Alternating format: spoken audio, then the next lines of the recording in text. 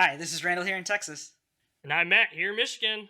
Today, Randall and I are doing a summer action movie classic, 1987's Predator. Predator is directed by John McTiernan. Some of his other big works include Die Hard and Hunt for Red October. This movie stars Arnold Schwarzenegger, Carl Weathers. It's a story about an elite mercenary group that was hired by the CIA to do a rescue mission in a jungle in Central America. During this mission, they encounter a being from another planet.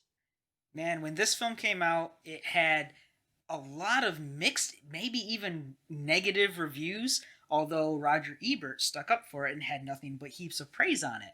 It is not a stretch to say that maybe Predator was just a little bit ahead of its time, and now it is definitely looked upon really, really fairly by critics and fans.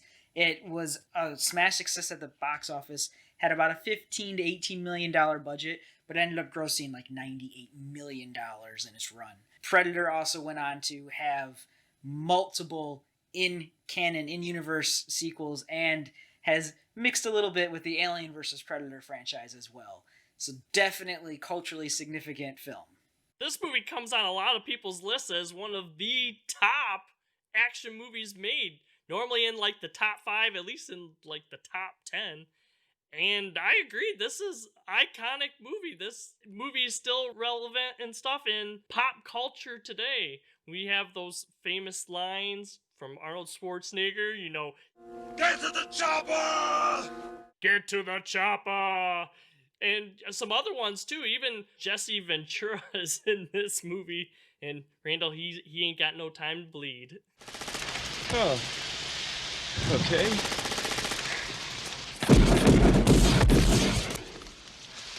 You got time to duck? It's definitely got a lot. I mean, even like culturally significant memes, because all the time nowadays, it's a meme now to see Arnold Schwarzenegger and Carl Weathers with their in-air arm wrestling match. What's the matter? The CIA got you pushing too many pencils? That is a thing that you see all the time. Uh, it's interesting that you say that it is a top action film, and I'm not going to say it's not an action film, but it definitely is. But this is one of those films, one of the very few films that does a spectacular job of literally changing genres halfway through. This whole thing starts out as a bombastic Arnold Schwarzenegger vehicle. You get all of your big guns, you get all of your explosions, crawling through the jungle. Everyone in this film basically was sick with, dysentery and malaria, but and then it switches to like this sci-fi horror slasher movie almost. And it does so well, and it transitions into the second half of the film so well that I don't even know that it is specifically an action film by itself, although that's probably one of its biggest categories. Oh, I totally agree. I think this is a big crossover, a whole bunch of different genres and stuff. Definitely action, like we mentioned. For rescue mission, they do blow up a heck of a lot of buildings in the village if they attack.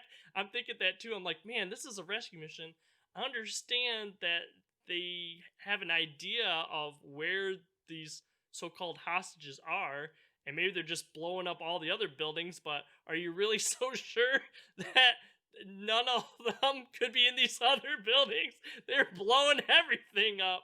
So yes, this movie definitely earns its R rating, that's for sure. One of the things that is definitely a standout from this film, besides Arnold Schwarzenegger and Carl Weathers, is the Predator itself.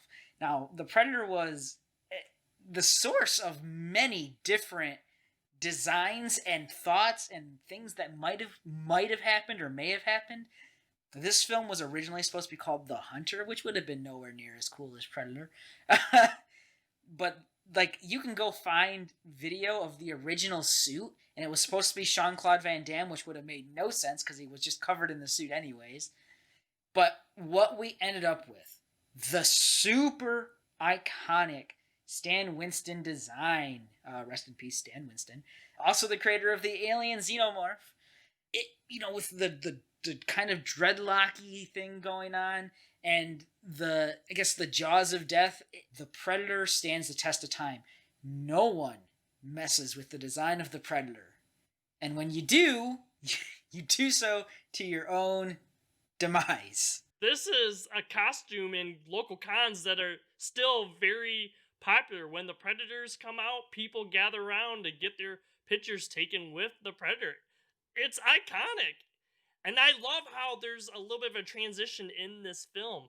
When we first see the Predator, he's mostly in his camouflage and stuff. We don't actually see that he's humanoid or she humanoid until it like looks at its hand through its infrared sight, because it's an alien. It sees and hears things differently than we humans do here on Earth. So I like that design. And we mentioned Schwarzenegger and Carl Weathers, but I think what makes this is an excellent action movie.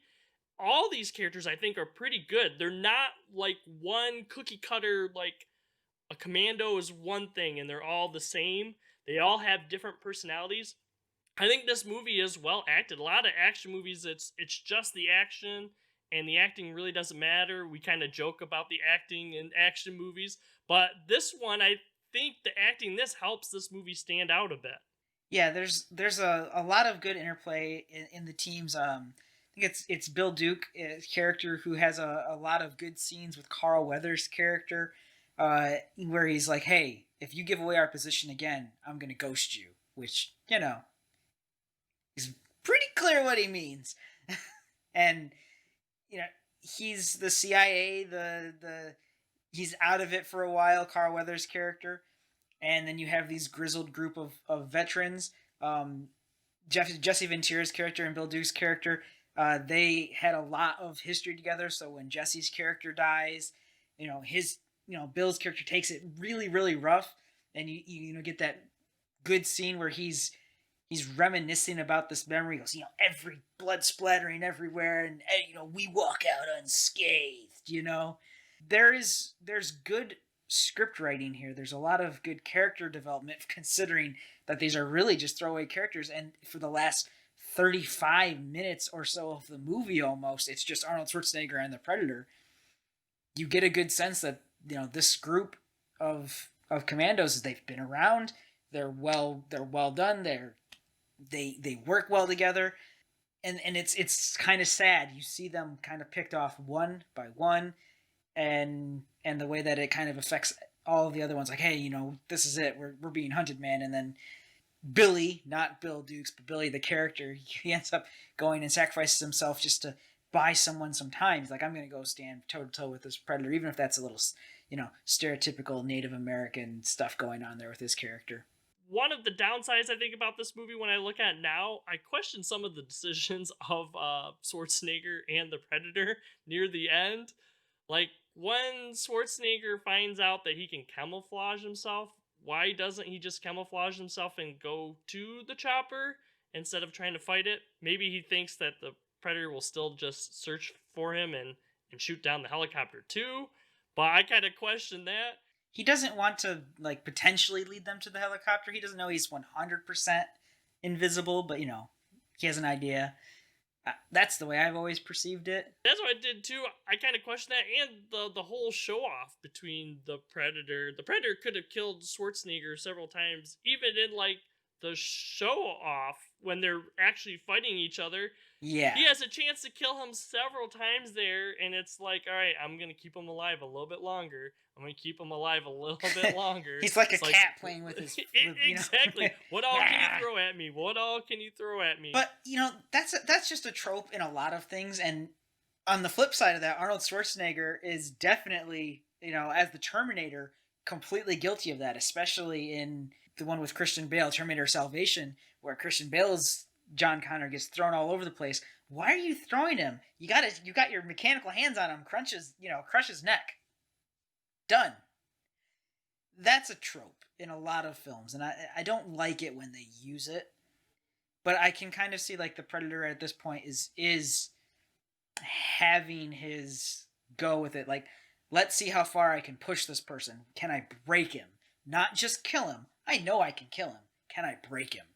Just Rocky IV. I must break you. It gets to the point where, it is an alien and they have conquered interstellar travel. They're not dumb. They have all this technology. He knows he could kill him. He's not going just to kill him. He's trying to break him down before he kills him. Gotta be the ultimate prize, the ultimate hunt. That's what he's going for. The big trophy.